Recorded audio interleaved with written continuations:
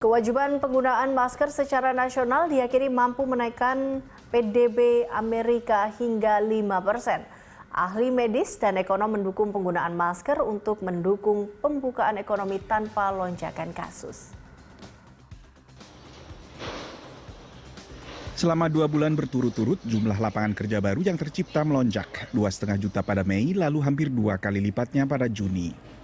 We saw the most gains in the leisure and hospitality industry, which represented almost nearly half of those gains in employment. We also saw strong gains in healthcare and retail trade, again representing opening up of economies.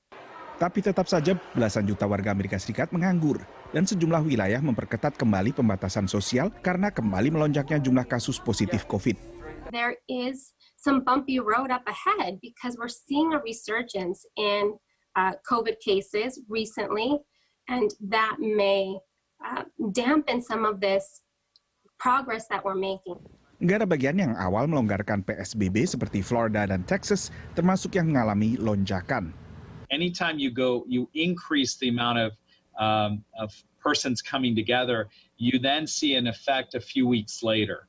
It's not right away. And just conversely, when you dial back, you also see an improvement, not immediately, but within a few weeks as well.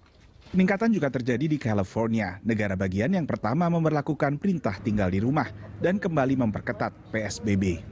The concern is how many states are actually going to say, we need you to go back inside. You can't go to restaurants. We're going to slow down the economic recovery in our state.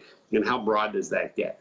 Sementara New York angkanya stabil, memasuki pembukaan kembali fase ketiga. Begitu pula negara bagian di sekitarnya.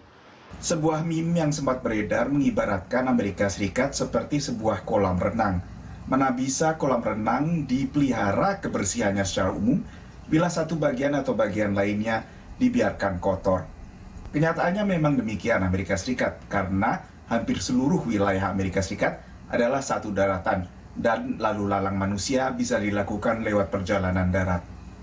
Lewat jalur udara pun sejumlah wilayah kini mengharuskan karantina mandiri bagi penumpang dari negara bagian yang mengalami peningkatan kasus. Chicago, Illinois misalnya memberlakukan hal ini, mengikuti langkah serupa yang diberlakukan New York, New Jersey, dan Connecticut.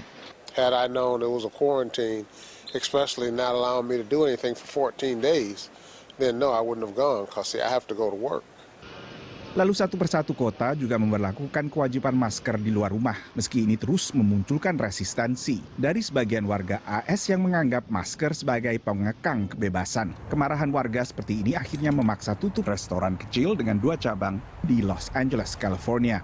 The emotions attached to simply asking people to wear one while they're with us has become really vitriolic and at times personal, hostile, and abusive, really, to people that are already asking themselves each day, do I feel confident about coming to work? Riset oleh ekonom Goldman Sachs baru-baru ini menyebutkan bila kewajiban masker berlaku nasional, produk domestik bruto AS bisa terangkat 5%, karena dengan demikian kegiatan ekonomi bisa tetap berjalan. Tapi tetap saja masker mengundang kontroversi di Amerika. Dari Washington DC, Nova Purwadi, VOA.